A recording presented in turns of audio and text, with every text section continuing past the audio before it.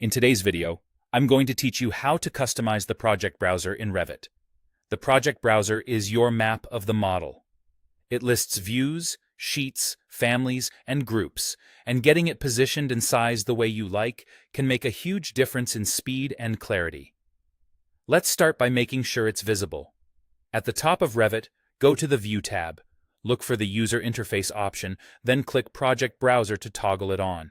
If it's already on and you want to see what happens when you hide it, click the same option to turn it off, and then click again to bring it right back.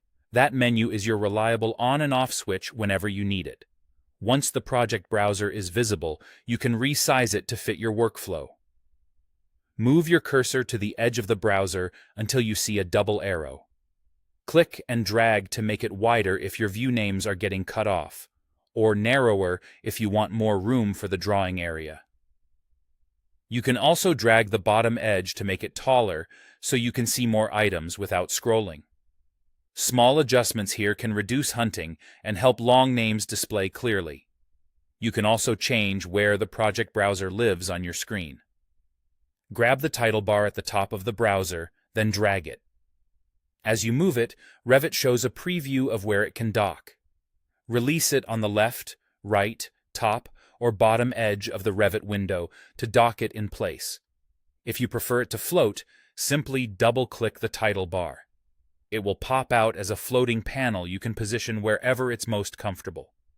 Floating can be helpful on large monitors or when you want to temporarily overlap it with other panels. If you ever want it docked again, just drag it back toward an edge until you see the docking preview appear, then let go. A couple of quick tips to keep things smooth. If you accidentally move or close the project browser, don't worry. Return to View, open User Interface, and toggle Project Browser to get it back.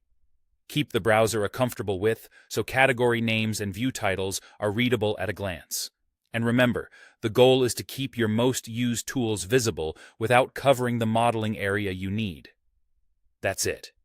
By showing or hiding the project browser, resizing it, and choosing whether to dock or float it, you can tailor your Revit workspace to suit the way you think and work: clean, efficient, and ready for production.